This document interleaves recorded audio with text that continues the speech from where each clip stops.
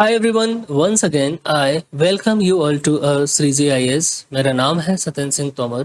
आज के इस करंट अफेयर्स के लेक्चर में हम बात करने वाले हैं एक बहुत ही इंपॉर्टेंट टॉपिक के रिगार्डिंग, जो कि प्रीलिम्स और मेंस दोनों के लिए बहुत ज़्यादा इंपॉर्टेंट है। दोस्तों, जैसा कि हम जानते हैं कि वेस्ट एशिया में चल रहे युद्ध को लगभग 3 महीने से ज़्यादा हो गए हैं और इसका ग्लोबल इकोनॉमी के साथ साथ भारत की इकोनॉमी पर भी, भारत की अर्थव्यवस्था पर भी बुरा असर पड़ रहा है। इस वॉर ने इंडिया की इकोनॉमी को बुरी तरह से अफेक्ट किया है।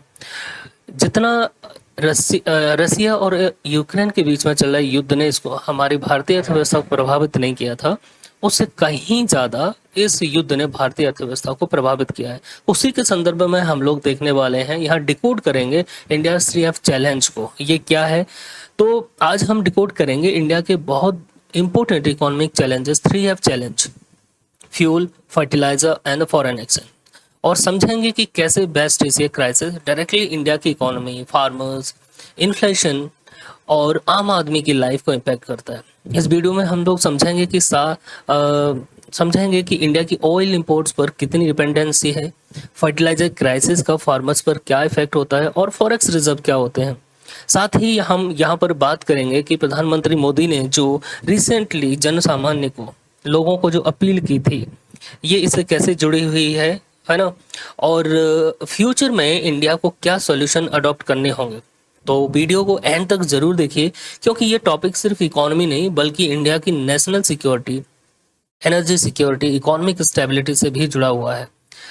अब बात करते हैं सबसे पहले कि ये न्यूज़ में क्यों है ना, एग्जैक्टली इश्यू क्या है। रिसेंटली हमारे जो फाइनेंस मिनिस्टर हैं, मिनिस्टर निर्मला सीतारमन ने रिसेंटली प्रधानमंत्री मोदी के एक स्टेटमेंट जो उन्होंने जन सामान्य को अपील की थी, उसको एक्सप्लेन करते हुए 3F चैलेंज की बात की।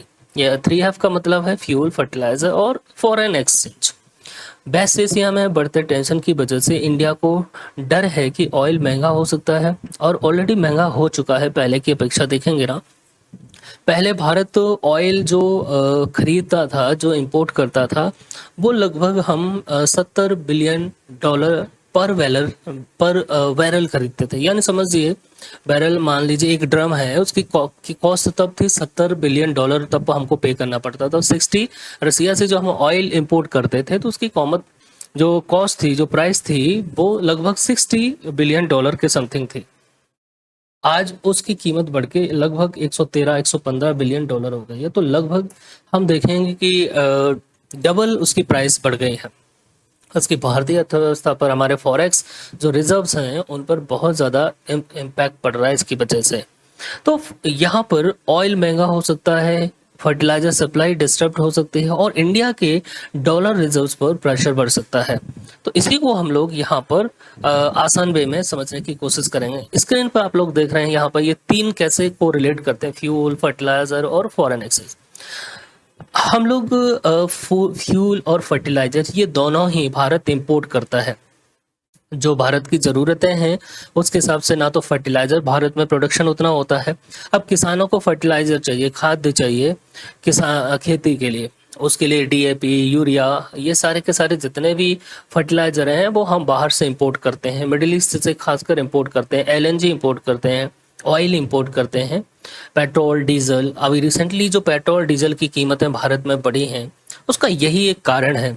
और सबसे अच्छी बात यह है कि विश्व में जितनी कीमतें बढ़ी हैं ऑयल की, उतना भारत में नहीं बढ़ी हैं। अमेरिका की बात करें तो 40 से 45% तक कॉस्ट बढ़ चुकी है, जबकि अमेरिका के पास खुद के अपने रिजर्व्स हैं, उनके पास खुद के अपने रिसोर्सेज हैं। उसके बाद भी चाइना की बात करें तो चाइना में भी लगभग 30 से 35% ऑयल प्राइसेस बढ़े हैं, लेकिन भारत में अभी केवल 3% लेके और 8% तक यहाँ पे फ्यूल प्राइसेस बढ़े हैं, और धीरे धीरे ये रिस्क और बढ़ता चला जा रहा है, राइट। तो स्क्रीन पर आप लोग देख रहे हैं यहाँ पर कि फर्टिलाइजर और फॉरेन एक्सचेंज। अब चूंकि हम फ्यूल इंपोर्ट करते हैं बाहर से, फर्टिलाइजर इंपोर्ट करते हैं, तो हमको जो पेमेंट करना होता है वो डॉलर में करना होता है। इंटरनेशनल जो ट्रेड होता है उसमें जो पेमेंट करना होता है इंटरनेशनल ट्रेड में वो डॉलर से करना होता है। इंडियन करेंसी यूज नहीं होती जनरली जब तक हमारा उनके साथ कोई एग्रीमेंट ना हो किसी देश में, है ना, द्विपक्षीय एग्रीमेंट ना हो, हमारा बायलेटरल एग्रीमेंट ना हो करेंसी को लेकर, तब तक, है ना। तो रसिया के साथ हमारा बायलेटरल एग्रीमेंट है, तो रसिया की करेंसी और इंडियन करेंसी दोनों एक्सचेंज कर सकते हैं, बट जनरली इंटरनेशनल लेवल पर हम लोग, तो वेस्ट एशिया से हम ऑयल इंपोर्ट करते हैं, फर्टिलाइजर इंपोर्ट करते हैं, तो हमको डॉलर में पे करना पड़ता है। अब क्या हुआ कि इसकी वजह से हमारे जो फॉरेक्स रिजर्व है वो तो घट ही रहे हैं, डिक्लाइन हुए हैं, साथ ही उसके इंडियन जो करेंसी है वो भी डिवैल्यूएट हुई है। उसका जो प्राइस जो इंडियन करेंसी है ना, उस पर भी नेगेटिवली इम्पैक्ट पड़ा है। अभी देखेंगे 96 रुपीज़ पर डॉलर पहुंच गया है ना। तो यहाँ पर देखिए geopolitical shocks, west Asia conflicts, है ना, risk, inflation and energy security. तो इससे एक तो प्रॉब्लम ये होगी कि इन्फ्लेशन बढ़ने वाला है, एनर्जी सिक्योरिटी को लेकर ये प्रॉब्लम बड़ी है। Disruption in oil, crude oil supply chain, price volatility, import dependency, ये सब देखेंगे। यहाँ पे फर्टिलाइज़र की अगर हम बात करें तो फर्टिलाइज़र फूड सिक्योरिटी, जैसे अगर फर्टिलाइज़र की जैसे हमको ज़रूरत है फर्टिलाइज़र की लगभग suppose that 20 million metric ton की करीब के दौरान, और हमारे पास जो उपलब्धता है वो उतनी नहीं है, लगभग 5 मिलियन मीट्रिक टन है। तो ऑब्वियस सी बात है अगर उतनी सप्लाई और जो डिमांड है उतनी सप्लाई नहीं होगी तो प्रॉब्लम आएगी। जो एग्रीकल्चर प्रोडक्शन है उसमें गिरावट देखने को मिलेगी। अगर उसमें गिरावट देखने को मिलेगी तो फूड इनसिक्योरिटी बढ़ जाएगी भारत में। तो ये सारी की सारी चीज़ें हम लोग यहाँ पर डिटेल में डिकोड करने वाले हैं। अब सबसे पहले एक प्रश्न है कि can a conflict thousands of kilometre away sex India's economy. Yes, कोई कॉन्फ्लिक्ट जो कि थाउजेंड्स ऑफ किलोमीटर भारत से दूर है वो चल रही है, क्या भारत की अर्थव्यवस्था को नेगेटिवली इम्पैक्ट कर सकती है? तो देखिए इसके दो आंसर हैं, हाँ और ना। जैसे रसिया और यूक्रेन के बीच में युद्ध स्टार्ट हुआ तो इस युद्ध ने भारतीय अर्थव्यवस्था पर उतना इम्पैक्ट नहीं पड़ा, मैं जबकि बल्कि मैं कहूँगा कि इससे भारतीय अर्थव्यवस्था पर पॉजिटिव इम्पैक्ट पड़ा, क्योंकि रसिया से उस समय रसिया पर सैंक्शन लगे हुए थे, तो रसिया से हमने उस समय सबसे सस्ता ऑयल परचेज किया, वहाँ पर क्रूड ऑयल परचेज किया भारत ने, उस लगभग 50 से लेकर 60 बिलियन डॉलर पर बैरल हमने वहाँ से ऑयल परचेज किया रसिया से। तो भारतीय अर्थव्यवस्था उस समय, भारतीय अर्थव्यवस्था पर, इकोनॉमी, इंडियन इकोनॉमी पर कोई भी इम्पैक्ट नहीं पड़ा नेगेटिव, और की बल्कि इसका पॉजिटिव इम्पैक्ट पड़ा, है ना। हमने रिफाइनरी जो प्रोजेक्ट हैं, रिफाइन करके जो प्रोजेक्ट हैं, पेट्रोलियम प्रोडक्ट्स हैं, वो बेस्ट विश्व में सेल आउट किए, जिससे हमने अर्निंग भी की, हमारे फॉरेक्स रिजर्व बढ़े उसमें। लेकिन ये वेस्ट एशिया के केस में जस्ट उल्टा हो गया यहाँ पर, है ना, क्योंकि यहाँ पर हमारी डिपेंडेंसी बहुत ज़्यादा है। हम उसको देखेंगे एक एक बार। दूसरा, जो वेस्ट एशिया जो ऑनगोइंग कॉन्फ्लिक्ट है, इसने इंडियन इकोनॉमी की स्टेबिलिटी पर बेसिकली एक कंसर्न जाहिर कर दिया है बेसिकली, है ना। इसकी वजह से हमारी भारतीय अर्थव्यवस्था की जो स्टेबिलिटी है वो कहीं ना कहीं खतरे में पड़ी है ना। तो यहाँ पर हम लोग अब बात करने वाले हैं 3F चैलेंजेस के रिगार्डिंग। ये आप लोग देखेंगे यहाँ पर क्रूड ऑयल डिपेंडेंसी हमारी 3F में अगर देखें तो अभी 40% हम नियर लगभग वेस्ट एशिया से ऑयल इंपोर्ट करते हैं। जो टोटल ऑयल इंपोर्ट करते हैं उसमें से 40% हम वेस्ट एशिया से, यानी सऊदी अरेबिया है, यूएई है ना, कतर है, ओमान है, ये गल्फ नेशन से हम लोग इंपोर्ट करते हैं 40%। और चूंकि ये सभी का सभी स्ट्रेट ऑफ हार्मुज से होकर निकलता है, स्टेट ऑफ हार्मुज ईरान ने अभी चौक कर दिया था इसको, इसकी वजह से सप्लाई में डिस्ट्रप्शन आया। अब यहाँ से हम एलएनजी, एलपीजी, ऑयल, ये सभी चीज़ें वहाँ से इंपोर्ट करते हैं, और जब सप्लाई डिस्ट्रप्शन होगा तो प्रॉब्लम होगी, भारत में क्राइसिस आएगा, राइट। यहाँ पर आप देखेंगे डिपेंडेंसी हमारी कितनी है। इंडिया 90% ऑयल बाहर से इंपोर्ट करते हैं, यानी हमारी ज़रूरतों का लगभग 90% हम लोग बाहर से इंपोर्ट करते हैं, है ना। तो सेल्फ सफिशिएंट नहीं है इसके संदर्भ में। तो 90% ऑयल हम बाहर से इंपोर्ट करते हैं, खासकर west Asia, strait of Hormuz से बहुत सारा ऑयल हमारा आता है। फर्टिलाइजर सप्लाई की बात करें, जैसे डीएपी फर्टिलाइजर है, लगभग 60% हम वेस्ट एशिया रीजन से लेते हैं, गल्फ नेशन से लेते हैं, और यूरिया लगभग 15 से 20% जो यूरिया है वो भी हम लेते हैं। एलएनजी हम इंपोर्ट करते हैं।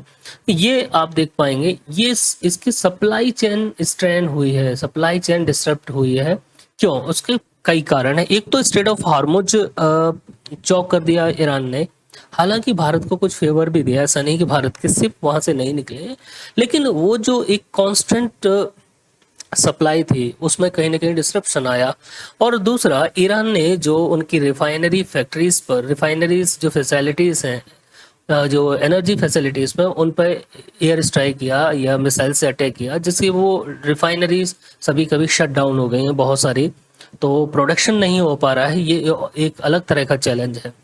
तीसरा, गोल्ड के बारे में प्रधानमंत्री मोदी ने जो अपील की थी, और इसका फॉरेक्स रिजर्व से कैसे ये को रिलेट करता है, इसे समझते हैं कि प्रधानमंत्री मोदी ने कहा था कि 1 साल तक गोल्ड मत खरीदिए। हालांकि हमारी जो भारतीय समाज है वहाँ पर शादी हो या गोल्ड को हम एज एसेट के रूप में रखते हैं, वो केवल गोल्ड केवल गहने के रूप में नहीं, गोल्ड को हम एसेट के रूप में रखते हैं कि जब भी कोई ऐसा डिफिकल्ट टाइम आए तो हम उसको शेल आउट कर सकें और उस डिफिकल्ट टाइम से बाहर निकल सकें, है ना। जैसे कभी कोई हेल्थ इमरजेंसी आ जाती है तो लोग क्या करते हैं कि प्रॉपर्टी तो इतने जल्दी शेल आउट नहीं होती, लेकिन गोल्ड क्या होता है, तुरंत वो इन कैश होता है। इसीलिए भी हम लोग, भारतीय लोग, हमेशा से ही, सदियों से गोल्ड का महत्व जानते हैं। तो प्रधानमंत्री मोदी ने यहाँ अपील की कि 1 वर्ष के लिए गोल्ड नहीं खरीदना। इसके पीछे एक रीजन है। इसके पीछे रीजन ये है कि आप इस बात को जानकर सरप्राइज होंगे कि जितना भारत का टोटल बजट है, डिफेंस का बजट है, उतना हम गोल्ड इंपोर्ट करते हैं बाहर से, राइट। तो गोल्ड इंपोर्ट कितना करते हैं? लगभग $72 बिलियन गोल्ड इंपोर्ट करते हैं हम पर साल, हर एक साल। ये इसका इम्पैक्ट फॉरेन एक्सचेंज पर क्या होता है? सोचिए कि हम फर्टिलाइजर है, फ्यूल है, गोल्ड है, इन सभी का पेमेंट हम किस में करते हैं? डॉलर में। तो हम हर एक साल लगभग 70 से 75 बिलियन डॉलर गोल्ड इंपोर्ट करते हैं और उसका पे करते हैं डॉलर में, रुपीस में तो करते नहीं है। तो इसकी वजह से हमारे फॉरेक्स एक्सचेंज जो हमारे रिजर्व्स हैं उस पर इम्पैक्ट पड़ता है, वो ड्रेन होना चालू हो जाते हैं यहाँ पर, राइट। होप सो कि ये चीज़ आप लोगों को यहाँ पर क्लियर हुई होगी। तो ये इमेज में हम लोग यही देखे हैं। अब इसको हम तो यहाँ पर डिकोड करने वाले हैं, राइट। नीचे चल के देखते हैं कि ये इमेज है आप लोगों के लिए। ये हमारा फॉरेक्स रिजर्व का पूल है। फॉरेक्स रिजर्व का ये एक टैंक है, ऐसा समझ लेते हैं। यहाँ से ये 4 से 5 पाइप लगे हैं। एक यहाँ पे जो कॉस्ट है, फ्यूल है, हम जब फ्यूल इंपोर्ट करते हैं तो उसकी कॉस्ट हमको पे करनी पड़ती है, वो डॉलर में, तो हम ड्रेन कर रहे हैं ये, ठीक। दूसरा है कि गोल्ड इंपोर्ट करते हैं हम, है ना। तो गोल्ड इंपोर्ट करते हैं, उसके लिए भी पैसा डॉलर पे करना पड़ता है हमने। तीसरा, यहाँ पे फर्टिलाइजर वगैरह है, उसके लिए हम पे करते हैं डॉलर में। एक और इम्पोर्टेंट कंपोनेंट है यहाँ पर, वो ये है कि FFI कैपिटल फ्लाइट, यानी फॉरेन इंस्टीट्यूशनल इन्वेस्टर्स, यानी फॉरेन की जो कंपनीज हैं, जो इन्वेस्टर्स हैं, भारतीय अर्थव्यवस्था में इन्वेस्ट करती हैं।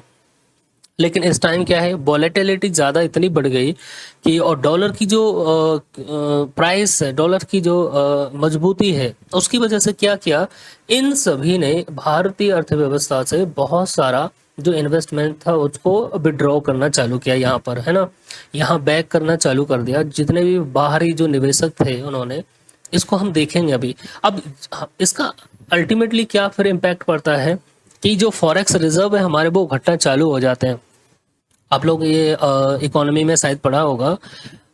तो जब 1990s में इकोनॉमिक क्राइसिस आया भारत में, उसमें भारत के पास फॉरेक्स रिजर्व्स इतने नहीं थे कि हम 21 महीने का भी इंपोर्ट रख सकें या इंपोर्ट के लिए खर्च कर सकें। तो उस समय भारतीय अर्थव्यवस्था पर केवल 15 दिन का स्टॉक बचा था, यानी फॉरेक्स रिजर्व थे कि हम इंपोर्ट कर पाते। हालांकि आज वैसी स्थिति नहीं है। लगभग $600 बिलियन से ज़्यादा, लगभग $700 बिलियन के समथिंग हमारे पास फॉरेक्स रिजर्व है। लेकिन अगर यही हमारा जो रिजर्व्स हैं वो धीरे धीरे घटना चालू हो जाएंगे तो हमारे लिए, अर्थव्यवस्था के लिए प्रॉब्लम चालू हो जाएगी, है ना।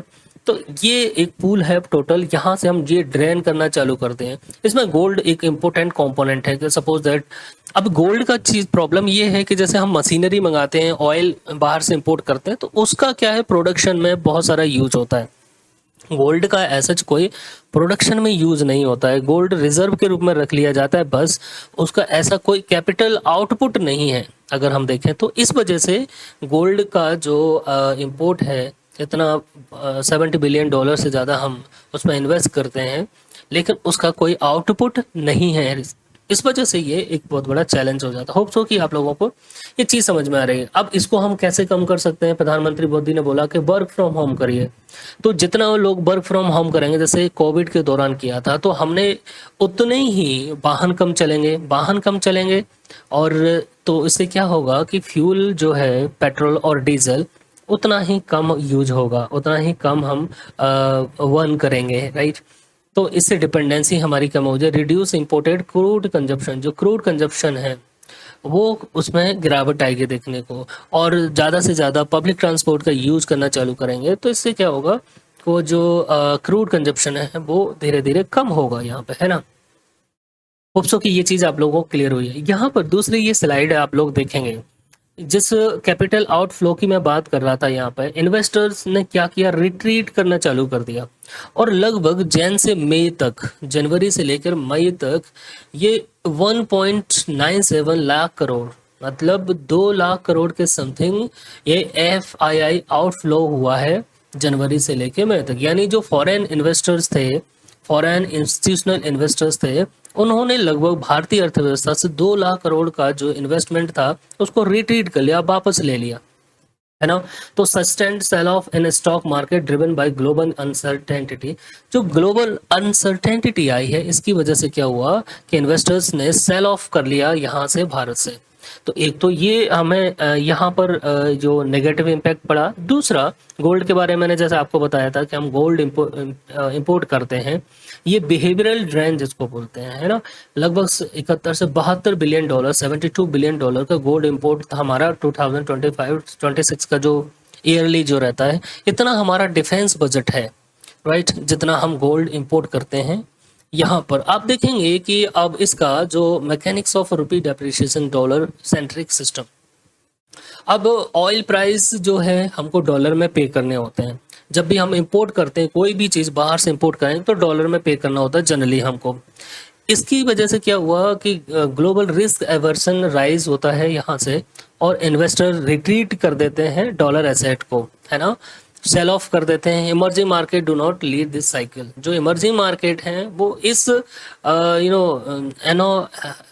जो कंडीशन पैदा हुई है उसको क्या करते हैं, वो उस सर्कल को, ये साइकिल को लीड नहीं कर पाते, उसकी वजह से प्रॉब्लम चालू होती है जी। ये देखेंगे यहाँ पर US Fed rate hikes, US की जो फेडरल रिजर्व बैंक है उसने क्या किया कि यहाँ पर डॉलर की जो रेट है वो बढ़ा दी यहाँ पर, है ना, और इसकी वजह से जो अदर करेंसीज हैं वो सफ़र करना चालू हो जाते हैं। अभी देखेंगे भारतीय जो करेंसी पर डॉलर लगभग 96 रुपये पर डॉलर हो गई है, जो कि पहले 80 रुपीज़ पर डॉलर हुआ करती थी, राइट। तो रुपये का डेप्रिसिएशन भी हुआ है। अब यहाँ पे 3 क्वेश्चन है आपके सामने, हम 3 क्वेश्चन को यहाँ पर बात करने वाले हैं, जो हमको डिस्कस करना है। यहाँ पर आप देखते हैं, यहाँ पर ये है कि how is the west Asia war affecting India's energy security and oil import dependence. जो वेस्ट एशिया में चल रहा है युद्ध, इंडिया की एनर्जी सिक्योरिटी को कैसे अफेक्ट कर रहा है, और साथ ही देखेंगे, बात करेंगे यहाँ ऑयल इंपोर्ट डिपेंडेंसी भारत की क्या है। दूसरा, how is India's fertiliser sector vulnerable to geopolitical disruption in waste Asia. जो जियोपॉलिटिकल डिस्ट्रप्शन चल रहा है वेस्ट एशिया में, उसकी वजह से हमारा जो फर्टिलाइजर सेक्टर है, इंडिया का जो फर्टिलाइजर सेक्टर है, वो कैसे वनरेबल है इसको लेकर। थर्ड है, how the west Asia crisis impact India's foreign exchange reserves. West Asia में चल रहा है ये क्राइसिस भारत के फॉरेन एक्सचेंज रिजर्व्स को कैसे इम्पैक्ट कर रहा है। ये 3 क्वेश्चन मेनली है यहाँ पर, और ये कैसे को रिलेट है ऑलरेडी हमने एक इमेज में देखा। तो सबसे पहले जो पहला क्वेश्चन है उसको हम लोग यहाँ पर डिकोड करने की कोशिश करते हैं, राइट। डिकोड करते हैं यहाँ पे, how the west Asia war affecting India's energy security and oil import dependency.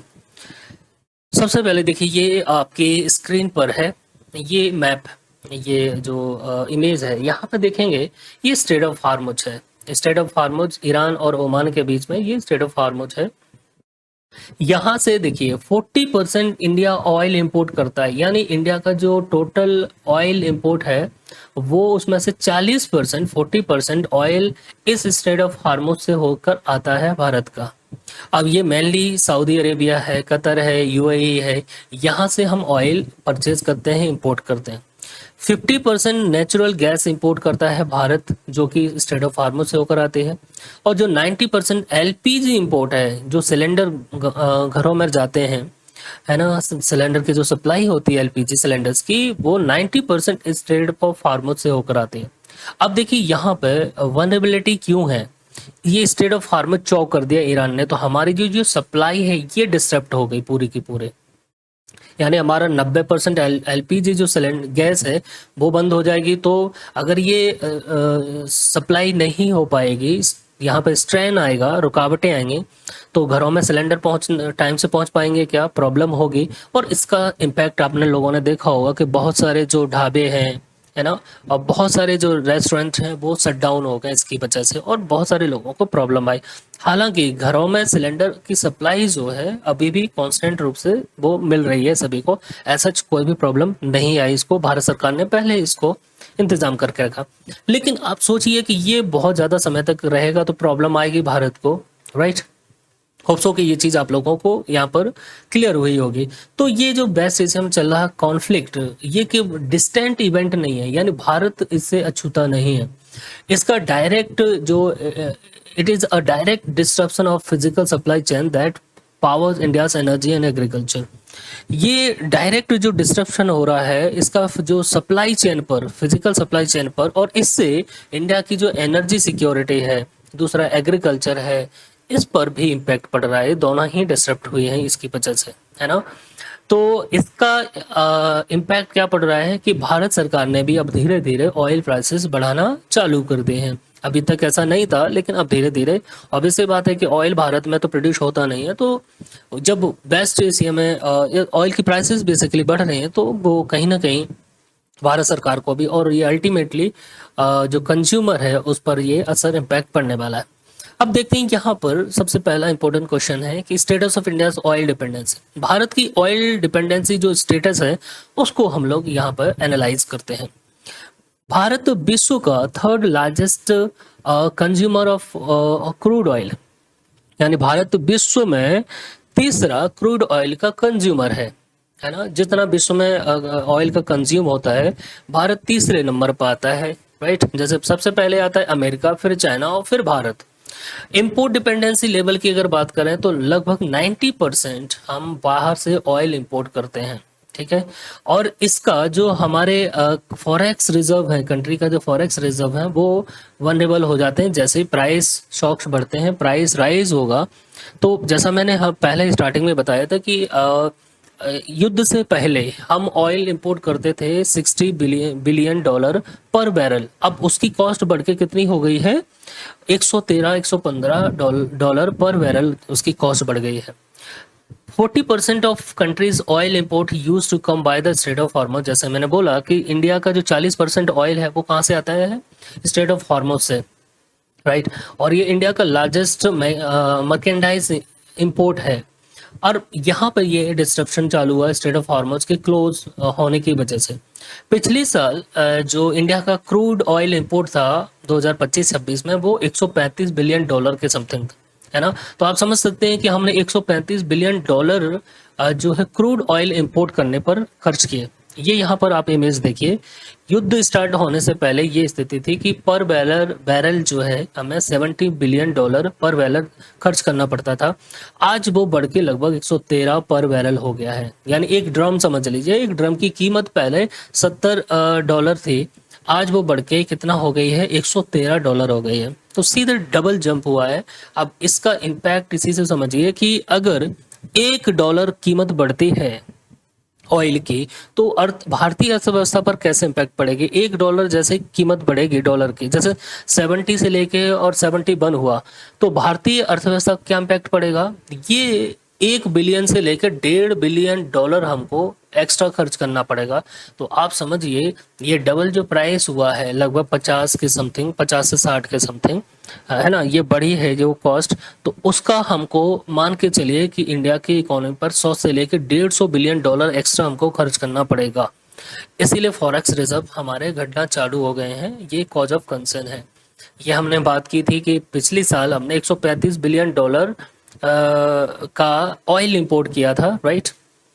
अब देखिए इस ऑलरेडी हम लोगों ने बात की थी कि so why is the west Asia crisis affect India's economy, यानी वेस्ट एशिया जो क्राइसिस है इंडिया की इकोनॉमी को क्यों इम्पैक्ट कर रहा है। तो ऑब्वियसली बात है कि 40% ऑयल हमारा, 90% एलपीजी, 50% एलएनजी और फर्टिलाइजर हम बाहर से इंपोर्ट करते हैं वेस्ट एशिया से, वो भी स्ट्रेट ऑफ हार्मुज से होकर आता है। स्ट्रेट ऑफ हार्मुज क्योंकि क्लोज हो गया, इसकी वजह से सप्लाई डिस्ट्रप्शन हुआ। सप्लाई डिस्ट्रप्शन होगा तो भारत में अन्य चीज़ों की कीमतें भी बढ़ना चालू होंगी, जैसे कि जो ट्रांसपोर्टेशन कॉस्ट है ना, और जो अन्य तरह की कॉस्ट हैं। इसका क्या है कि जो सर्कल बन जाता है बेसिकली, है ना, ट्रांसपोर्टेशन कॉस्ट बढ़ेगा तो मैन्युफैक्चरिंग कॉस्ट है वो बढ़ जाएगी, है ना, सिलेंडर की कॉस्ट है वो बढ़ जाएगी। तो अल्टीमेटली जो कंज्यूमर है यानी हम भारतीय लोग हैं, उनके जेब पर इम्पैक्ट पड़ेगा इसका।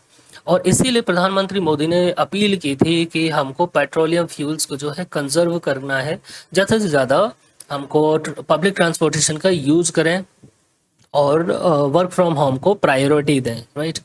अब देखिए ये पिछले 12 साल में जब प्रधानमंत्री मोदी जब से प्रधानमंत्री बने हैं तब से लेकर अभी तक ऐसा नहीं हुआ कि ऑयल $100 पर बैरल से ज़्यादा क्रॉस कर जाए। ये पहली बार ऐसा है कि $100 से ज़्यादा क्रॉस कर गया है।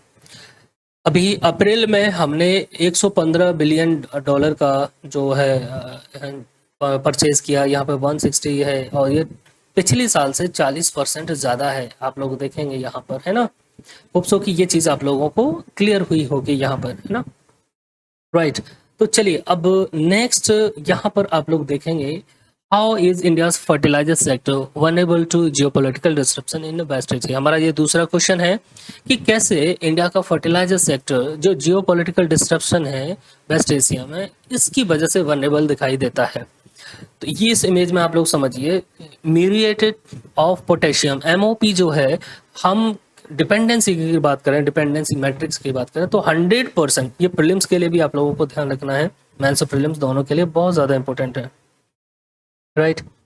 तो यहाँ पर म्यूरेट पोटेशियम जो है 100% इम्पोर्टेड है, ये है ना, ये राइट।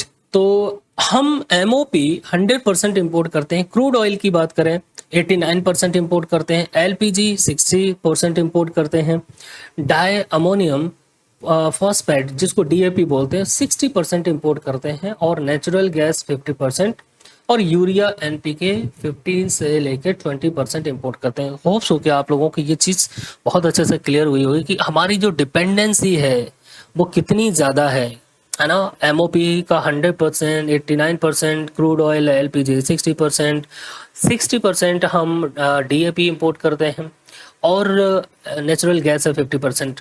इसकी वजह से क्या हो रहा है, ये जो सोर्स हैं ये कहाँ से आते हैं, सारे के सारे source heavily from the conflict zone, Qatar, UAE, Oman, Saudi Arabia, यानी जो गल्फ नेशन है यहाँ से ये हम भारत बेसिकली यहाँ से ये इंपोर्ट करता है। तो होप्स हो कि आप लोगों को समझ में आया होगा कि क्यों ये कॉज ऑफ कंसर्न है, राइट। अब west Asia crisis is a reminder how much India agriculture and food security are vulnerable. West Asia में जो क्राइसिस है ये याद दिलाता है कि कैसे भारतीय जो एग्रीकल्चर है, कृषि है, और फूड सिक्योरिटी वल्नरेबल है इसकी वजह से, राइट। अब यहाँ पर देखिए और लिंक करते हैं, देखिए invisible link between gulf LNG and India's kharif harvest. ये जो इनविजिबल लिंक है, अदृश्य जो लिंक है गल्फ LNG और भारत की खरीफ इन्वेस्टमेंट, यानी भारत में जो खरीफ पैदावार है, खरीफ हार्वेस्ट है ना, अभी जैसे खरीफ का सीजन आने वाला है, और जो गल्फ से LNG आता है, ये दोनों कैसे को रिलेट करते हैं इस सब समझते हैं हम। 60% of India's LNG used to make urea comes from Qatar, UAE और ओमान। जो यूरिया है, जो यूरिया खाद है, उसके प्रोडक्शन में एलएनजी का यूज होता है। और ये 60% एलएनजी कहाँ से आती है? कतर, यूएई और ओमान से। और ये 60 की 60% यहाँ पर डिस्टर्ब हो जाए तो यूरिया का प्रोडक्शन नहीं होगा यहाँ पर, है ना। यूरिया का प्रोडक्शन नहीं होगा तो अल्टीमेटली इसका इम्पैक्ट प्रोडक्शन, जो क्रॉप प्रोडक्शन है, ये ड्रॉप होना चालू होगा। Due to supply squeeze, domestic urea output plumped from normal 2.5 million tons months to just 1.5 million ton in a March। अब सोचिए कि एलएनजी के डिस्ट्रप्शन की वजह से जो पर मंथ हम यूरिया का जो प्रोडक्शन होता था 2.5 मिलियन टन, वो गिरकर कितना हो गया? 1.5 मिलियन टन तक पहुंच गया है। और आगे भी ये कम हो सकता है, ये गिर सकता है। इसीलिए सोचिए 1 मिलियन टन का सीधा गिरावट आती है। अब इसका इम्पैक्ट समझिए। यहाँ पर भारत में अभी जो डिमांड है खरीफ के दौरान, वो लगभग 20 मिलियन टन के समथिंग जो डिमांड है वो है कि हमको यूरिया कितना चाहिए? 20 मिलियन टन यूरिया चाहिए। और भारत के पास अभी अवेलेबल जो स्टॉक है इसका वो 5.5 मिलियन टन है। तो आप समझिए कि 3-4 गुना हमको खरीफ के लिए यहाँ पर शॉर्टेज जो है, इतना अभी यूरिया चाहिए। अगर ये नहीं होगा तो इसका इम्पैक्ट क्या होगा एग्रीकल्चर पर? एग्रीकल्चर प्रोडक्शन बहुत तेजी से गिरेगा, है ना। जब फार्मर्स को फर्टिलाइजर ही नहीं मिलेगा, फर्टिलाइजर शॉर्टेज होगी, तो अल्टीमेटली क्या होगा कि एग्रीकल्चर प्रोडक्शन गिरेगा। और एग्रीकल्चर प्रोडक्शन गिरेगा, फार्मर्स की इनकम, फार्मर्स की जो इकोनॉमिक हेल्थ है, रूरल जो डेवलपमेंट है ना, रूरल इकोनॉमी पर बहुत ज़्यादा इसका नेगेटिव इम्पैक्ट पड़ेगा। अब इसके दो उपाय हैं, या तो भारत सरकार ज़्यादा पैसा खर्च करके कहीं और से इसका इंतज़ाम करेगी, कहीं और से अवेलेबल कराएगी इसको, है ना। ज़्यादा हमको डॉलर खर्च करना पड़े। सपोज दैट चाइना से अगर हम फर्टिलाइजर लेते हैं, परचेज करते हैं, तो हमें ज़्यादा पैसा खर्च करना पड़ेगा इसका। दूसरा ये उपाय हो सकता है कि हम जो हमारे नेचुरल रिसोर्सेज हैं उन पर ध्यान देने की कोशिश करें, तो ये हम इस इशू को शॉर्ट आउट कर सकते हैं। ऐसा नहीं कि भारत सक्षम नहीं है इन सब चीज़ों को शॉर्ट आउट करने के, है ना। अब फर्टिलाइजर्स, हम जानते हैं कि fertilizers of food for crops, जो क्रॉप्स होती हैं, जो फसल होती हैं, उनके लिए फूड है फर्टिलाइजर्स, क्योंकि ये एसेंशियल न्यूट्रिएंट्स सप्लाई करते हैं। जैसे कि नाइट्रोजन है, फास्फोरस है, पोटेशियम है, सल्फर है, ये सभी के सभी एसेंशियल न्यूट्रिएंट्स हैं क्रॉप्स के लिए, फसल के लिए। और ये कहाँ से मिलते हैं? फर्टिलाइजर से। तो हम देखेंगे कि इंडिया से self sufficiency in production of most food and non food crops bearing oil seed and pulses. Bharat self sufficient है। ज़्यादातर जो फूड है, नॉन फूड क्रॉप्स है, ऑयल सीड्स हैं, पल्सेस हैं, यानी दाल के ऑयल सीड्स हैं, और फूड के प्रोडक्शन में भारत सेल्फ सफिशिएंट, आत्मनिर्भर है। बट ये केस फर्टिलाइजर के संदर्भ में ऐसा नहीं है। हमने यहाँ पे आगे देखा भी है इमेज में कि फर्टिलाइजर के केस में ऐसा दिखाई नहीं देता है। होप सो कि ये चीज़ आप लोगों को यहाँ पर क्लियर हुई हो। इसीलिए ये कॉज ऑफ कंसर्न है। हमने बात की थी कि यूरिया डिपेंडेंसी, एनपीके की डिपेंडेंसी हमारी 20 से 25% है आज भी, अभी भी ऑलरेडी पहले से ही। और अगर ये एलएनजी की सप्लाई डिसरप्ट होगी तो यूरिया का शॉर्टेज कितना हो जाएगा वो भी हम लोगों ने देखा यहाँ पर। तो 60% डीएपी, ये डायमोनियम फॉस्फेट वगैरह ऑलरेडी हम लोग इसको डिस्कस कर चुके हैं यहाँ पर, राइट। बस विश्व का जो यूरिया इंपोर्ट होता है, वर्ल्ड्स का लार्जेस्ट यूरिया इंपोर्टर है भारत। हम भारत में अभी 39 से 40 मीट्रिक टन यूरिया की हमको ज़रूरत होती है, यानी कंज्यूम कितना करते हैं हम एनुअली?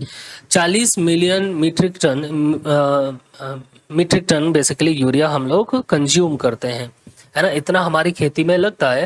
लेकिन 30 से 31 मीट्रिक टन हम डोमेस्टिकली प्रोड्यूस करते हैं, और 9 to 10 मीट्रिक टन बाहर से इंपोर्ट करते हैं, खासकर जो गल्फ कोऑपरेशन काउंसिल है, यानी Oman, Qatar, Saudi Arabia, United Arab Emirates, Bahrain से। ये 40% इंडिया का जो यूरिया इंपोर्ट होता है वो यहीं इसी क्षेत्र से होता है, गल्फ कोऑपरेशन काउंसिल से, गल्फ नेशन से होता है ना। यहाँ पर हमने ये भी बात की कि 60% जो इंपोर्ट है एलएनजी का, वो भी हम इन्हीं देशों से, खासकर कतर, यूएई और ओमान से ये इंपोर्ट करते हैं, राइट।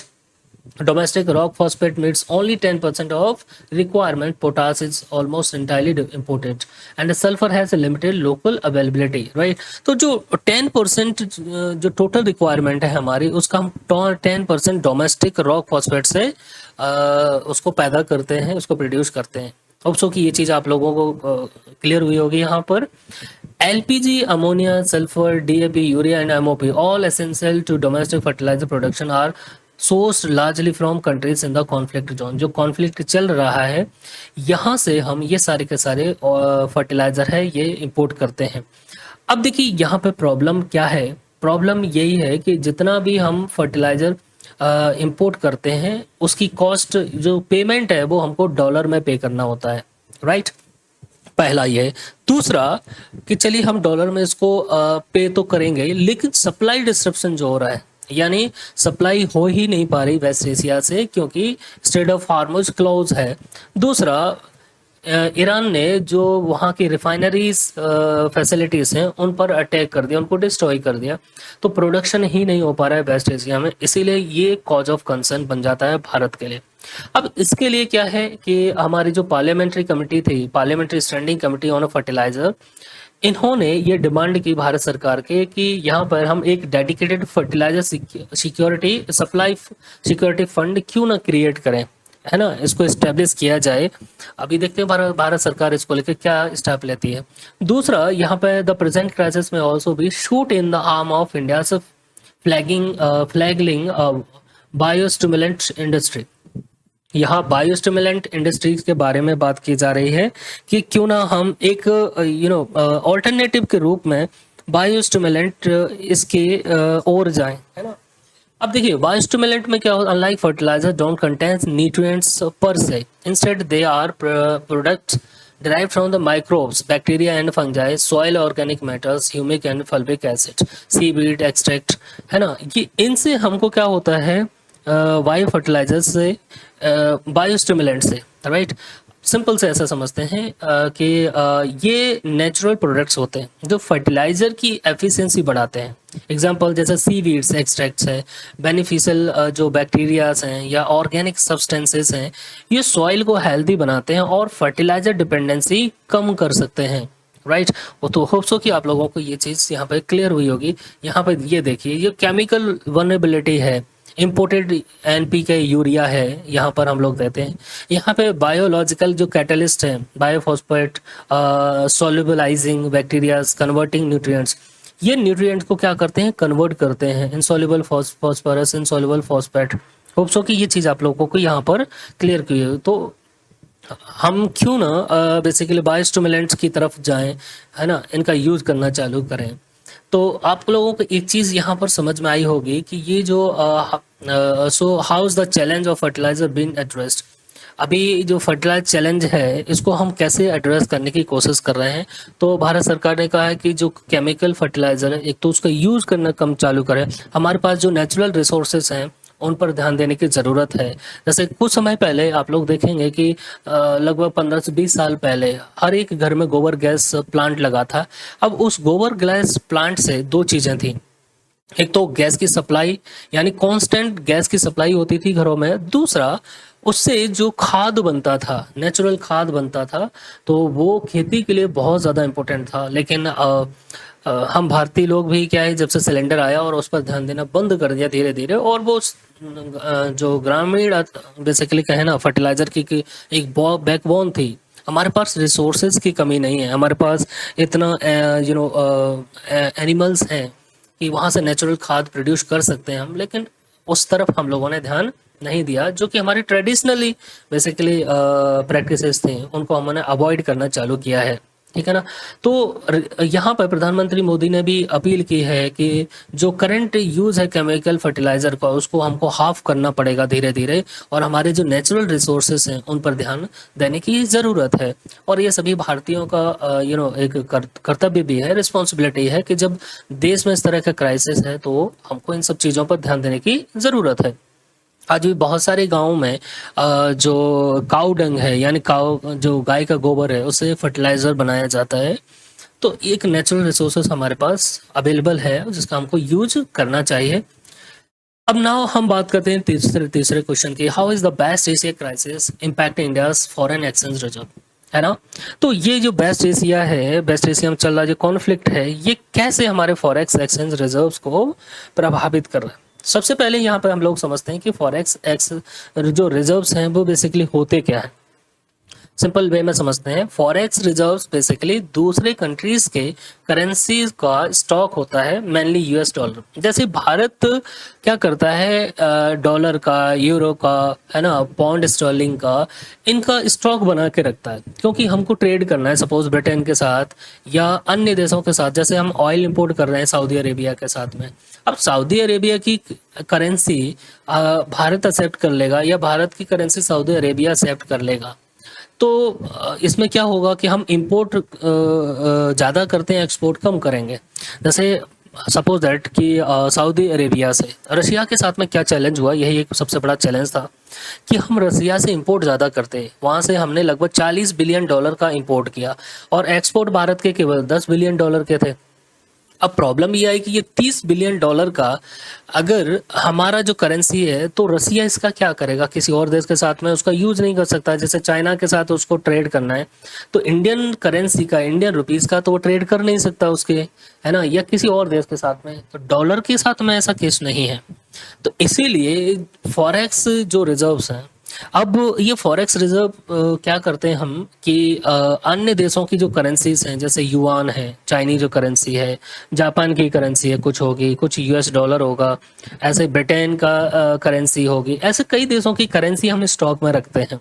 इसी को हम क्या बोलते हैं, अब इसमें और भी कंपोनेंट्स हैं वो हम लोग देखेंगे यहाँ पर, है ना। तो फॉरेक्स रिजर्व्स हैं बेसिकली दूसरी कंट्रीज की करेंसी का स्टॉक होता है, मेनली यूएस डॉलर। अब इस जो फॉरेक्स करेंसी रिजर्व है, फॉरेन करेंसी रिजर्व्स है, इसमें से क्या होता है कि सबसे ज़्यादा जो वेटेज है वो यूएस डॉलर का है। लगभग हमारा जो फॉरेक्स रिजर्व करेंसी एसेट है उसमें लगभग 70 to 80% डॉलर है, यानी डॉलर का डोमिनेंस यहाँ पर दिखाई देता है। अब ऑयल इंपोर्ट करने के लिए, फर्टिलाइजर इंपोर्ट करने के लिए या रुपीस को स्टेबल रखने के लिए, ग्लोबल क्राइसिस हैंडल करने के लिए हमको डॉलर का यूज करना पड़ता है। अब इससे समझिए आप लोग कि 2023 और 24 में जो फॉरेक्स रिजर्व थे इंडिया के, वो टोटल कितने थे, $646 बिलियन के समथिंग थे। हमारे पास जो टोटल फॉरेक्स रिजर्व थे वो कितने थे, यहाँ पे 600 मतलब $650 बिलियन के समथिंग थे, है ना। तो इसी से आप लोग समझिए जो डेफिनेशन है कि forex reserves are foreign currency assets held by a country's central bank in India. जैसे आरबीआई है उसको हेल्ड करके रखती है, और जैसे लाइक डॉलर है, यूरोस है, गोल्ड है, they act as India emergency saving in foreign money, है ना। अब इसके कंपोनेंट क्या क्या हैं वो हम लोग यहाँ पर देखते हैं। Forex reserves are important component of the balance of payment होते हैं, लेकिन इसमें क्या क्या होगा वो सभी चीज़ें हम लोग देखें। इसमें क्या है, सबसे पहले फॉरेन करेंसी एसेट्स आता है। फॉरेन करेंसी एसेट्स में सपोज यूएस डॉलर है, यूरोस हैं, पाउंड्स हैं। फॉरेन जो बॉन्ड्स रहते हैं, जैसे यूएस ट्रेजरी बॉन्ड जो निकलता है, भारत सरकार भी परचेज करती है, विश्व की अन्य अर्थव्यवस्थाएं इसको परचेज करती हैं, तो ये फॉरेन करेंसी बॉन्ड्स हैं, वो भी इसमें रहते हैं। दूसरा इसका कंपोनेंट है gold reserves. Gold held by RBI, RBI इसको होल्ड करके रखती है। और स्पेशल ड्राइंग राइट्स, एसडीआर जिनको बोलते हैं, यानी reserve assets from the IMF. IMF में जो रिजर्व एसेट रहते हैं किसी भी कंट्री के, वो उनको बोलते हैं special drawing rights. RBI position at IMF, जिसको बोलते हैं reserve deposits at the IMF, right. तो ये आप लोग समझ सकते हैं कि ये क्यों जरूरी है। Why are forex reserve important, stabilize the rupee, handle crisis, pay for imports और बिल्ड कॉन्फिडेंस, जिससे एक हमारी अर्थव्यवस्था में कॉन्फिडेंस बना रहे। होप सो कि आप लोगों को ये चीज़ समझ आए। अब यहाँ पे imports of golds are huge reason why Indians demand forex. Gold का जो इंपोर्ट है यहाँ पर, इसीलिए यहाँ पर गोल्ड की डिमांड, उसकी सॉरी डॉलर की डिमांड बढ़ा देता है। जो इंडिया के इंडियंस हैं, हम भारतीय लोग हैं, यहाँ पर जब गोल्ड इंपोर्ट करते हैं तो क्या होता है कि डॉलर की डिमांड बढ़ जाती है। और इसी तरह प्रधानमंत्री मोदी ने अर्ज की थी कि गोल्ड 1 साल तक परचेज न करें, वर्क फ्रॉम होम करें, है ना। तो होप सो कि आप लोगों को यहाँ पर ये चीज़ समझ में आई होगी। कि अब बात करते हैं कि what forex reserves actually are. Forex reserves exactly होते हैं? It becomes important to first know what forex reserves actually are. हम लोगों ने बात की कि फॉरेक्स रिजर्व्स होते क्या हैं। Forex reserves are an important component of balance of payment, है ना। बैलेंस ऑफ पेमेंट का ये इंपॉर्टेंट कंपोनेंट होते हैं, essential element in the analysis of economies external position. और ये इकोनॉमी की जो एक्सटर्नल पोजीशन है उसको भी दर्शाते हैं। आप लोगों के इस चीज़ से समझ में आएगा कि जो सेंट्रल बैंक है हमारी आरबीआई, वो फॉरेक्स रिजर्व को रखती है। अब भारत के पास बात करते हैं तो सबसे ज़्यादा जो फॉरेक्स रिजर्व हैं वो चाइना के पास में है। लगभग 3,000 से ज़्यादा 3,000 बिलियन डॉलर से ज़्यादा फॉरेक्स रिजर्व है, यानी 3349 के something forex reserve, 3349 billion dollar, है ना। और जापान का है लगभग 1376 1400 बिलियन डॉलर के समथिंग उनके पास फॉरेक्स रिजर्व है। स्विट्जरलैंड की बात करें तो 1074 के समथिंग फॉरेक्स रिजर्व है इनके पास, स्विट्जरलैंड की। इंडिया की बात करें तो अभी हमारे जो फॉरेक्स रिजर्व है लगभग 650 बिलियन से 700 बिलियन डॉलर के समथिंग है। तो इंडिया से सोचिए कि 4 गुना 5 गुना ज़्यादा फॉरेक्स रिजर्व है चाइना के पास में। तो ये शो करता है इकोनॉमी की एक्सटर्नल पोजीशन को, है ना। जो इन्वेस्टर्स हैं उनका जो भरोसा होता है किसी भी देश में, वो फॉरेक्स रिजर्व से आंका जाता है। भाई हमारे पाकिस्तान जो पड़ोसी देश है पाकिस्तान, उसका फॉरेक्स रिजर्व देखें तो 8 बिलियन डॉलर के समथिंग, 6 बिलियन डॉलर के समथिंग, वो भी उधार का लिया हुआ फॉरेक्स रिजर्व दर्शाता है, बट उसके पास फॉरेक्स रिजर्व नहीं। इसीलिए वहां पर इन्वेस्टमेंट आप देखेंगे कि ना के बराबर होता है यहाँ पर, है ना। तो हमने देखा यहाँ पे फॉरेक्स जो हमारे इंडिया फॉरेन एक्सचेंज रिजर्व में क्या क्या है। एक तो फॉरेन करेंसी एसेट्स हैं जिनके बारे में बात की थी। फॉरेन करेंसी एसेट में बिल्स, वो ट्रेजरी बॉन्ड्स भी होते हैं, ट्रेजरी बिल्स भी होते हैं, वो भी आपको याद रखना है करेंसीज के साथ में, है ना। गोल्ड है, स्पेशल ड्राइंग राइट्स है, रिजर्व ट्रांसपोजिशन है, आरटीपी जिसको बोलते हैं, और इंटरनेट जो आईएमएफ में जो रहता है रिजर्व ट्रांसपोजिशन है। तो ये 4 मेन कंपोनेंट्स हैं क्या, foreign currency assets, gold, special drawing rights SDR, ये आईएमएफ के साथ में रहता है, और रिजर्व ट्रांसपोजिशन। ये प्रीलिम्स में ऐसा क्वेश्चन भी पूछा है। और इसीलिए प्रधानमंत्री मोदी ने जो डिमांड की थी, so how is the PM's demand linked to forex. अब जो प्रधानमंत्री मोदी की जो डिमांड थी वो हमारे फॉरेक्स रिजर्व से कैसे मैच करती है, राइट। जैसे प्रधानमंत्री मोदी ने बोला था कि गोल्ड परचेज नहीं करिएगा 1 साल के लिए, बाहर ट्रेवल मत करिएगा, ठीक है ना। अननेसेसरी जो ट्रेवल है अब उसको अवॉइड करना है। हमको फर्टिलाइजर का जो केमिकल फर्टिलाइजर है उसको 50% तक घटा के लेके आना है, ठीक है ना। और फ्यूल कंजप्शन पे मोदी जी ने अपील की कि फ्यूल कंजप्शन जितना कम हो उतना करिएगा पब्लिक ट्रांसपोर्ट पर। अब देखिए ये सभी हम फर्टिलाइजर है, फ्यूल है, बाहर से इंपोर्ट करते हैं। बाहर से इंपोर्ट करते हैं तो हमको क्या करना पड़ता है, डॉलर में पे करना पड़ता है। और जैसे ही डॉलर में पे करेंगे तो फॉरेक्स रिजर्व्स हमारा कम होता चला जाएगा। और इसीलिए प्रधानमंत्री मोदी ने अपील की थी कि हम जितने भी चीज़ बाहर से बाई करते हैं, इंपोर्ट करते हैं, उनका पे हमको डॉलर में करना पड़ता है। और डॉलर धीरे धीरे कम होता जा रहा है हमारे फॉरेक्स रिजर्व्स पे, और इसी की वजह से हमारा रुपये का डेप्रिसिएशन भी हो रहा है और डॉलर स्ट्रांग होता चला जा रहा है। यहाँ पे ये चारों चीज़ हैं जो एसेट है, फॉरेक्स है, जो फॉरेन एक्सचेंज रिजर्व्स है हमारा, उसके ये राइट। अब so why is the west Asia crisis impact India's foreign exchange reserves. Hope so कि आप लोगों को ये चीज़ समझ में आई होगी अच्छे से कि geopolitical tension in waste Asia seem to weigh heavily on India's forex and rupees. The currency open 1.0, ये ऑलरेडी हम लोगों ने बात की थी कि हमारा इसकी वजह से क्या क्या इम्पैक्ट पड़ रहा है। अब बात करते हैं the ongoing west Asia crisis has affected India's forex position in both direct and indirect way. अब जो वेस्ट एशिया क्राइसिस है इसने हमारे इंडिया के जो फॉरेक्स रिजर्व्स हैं उनको दोनों तरीके से इसको इम्पैक्ट किया है, एक तो डायरेक्ट और इनडायरेक्ट दोनों तरीके से।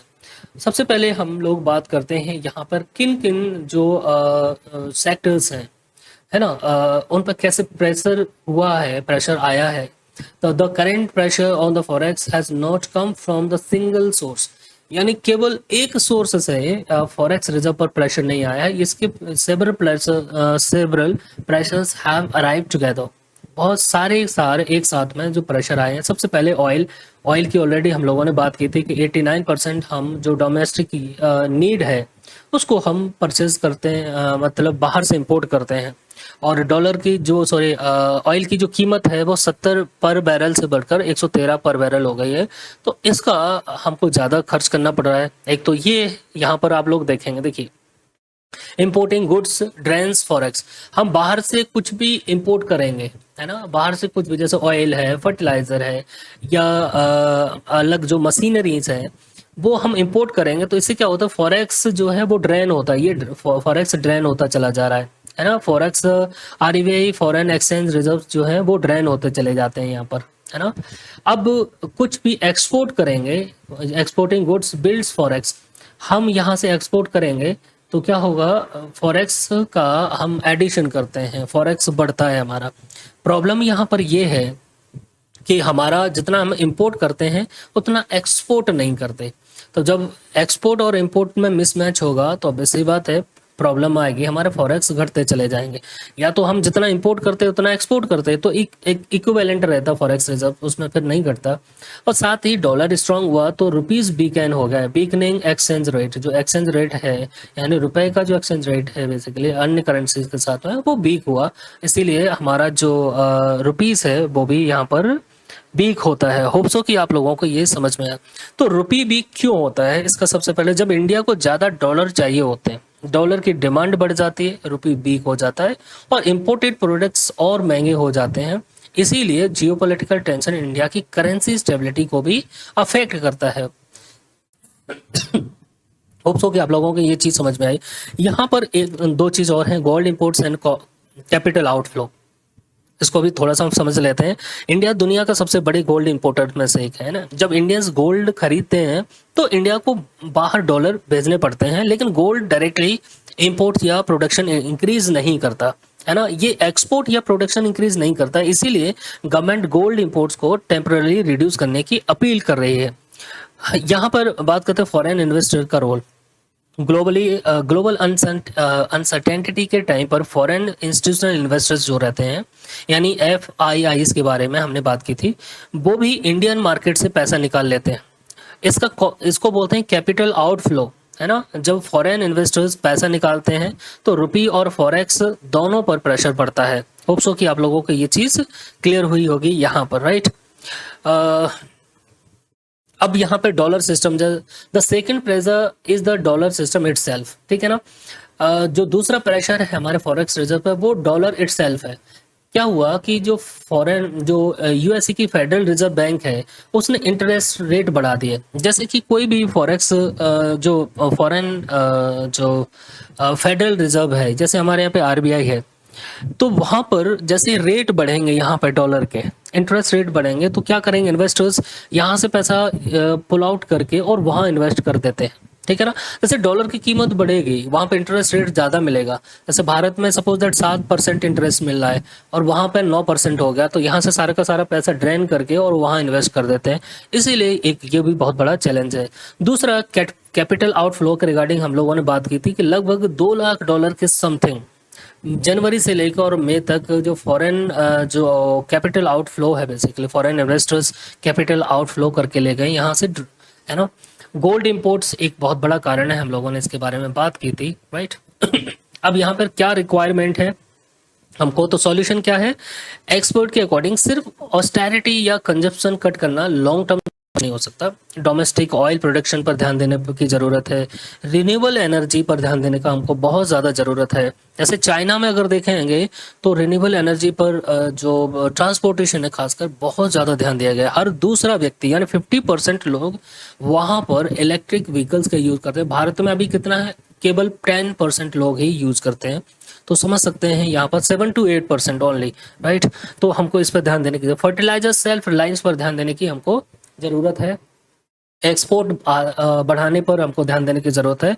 Ease of doing business improve करने की ज़रूरत है। जब इंडिया ज़्यादा प्रोड्यूस करेगा और ज़्यादा एक्सपोर्ट करेगा तभी फॉरेक्स रिजर्व सस्टेनेबल स्ट्रांग बन पाएंगे। होप सो कि आप लोगों को ये चीज़ यहाँ पर क्लियर हुई होगी, राइट।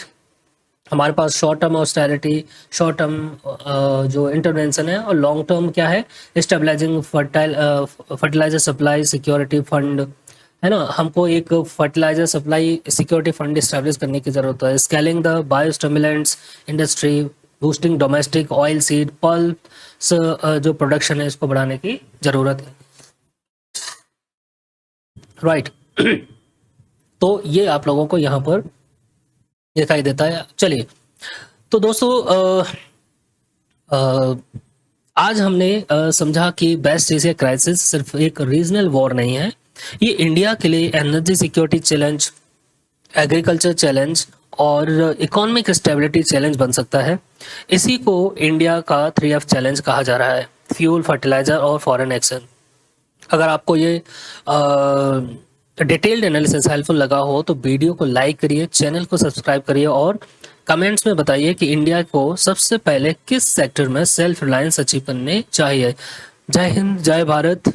मिलते हैं नेक्स्ट वीडियो में। Thank you for watching.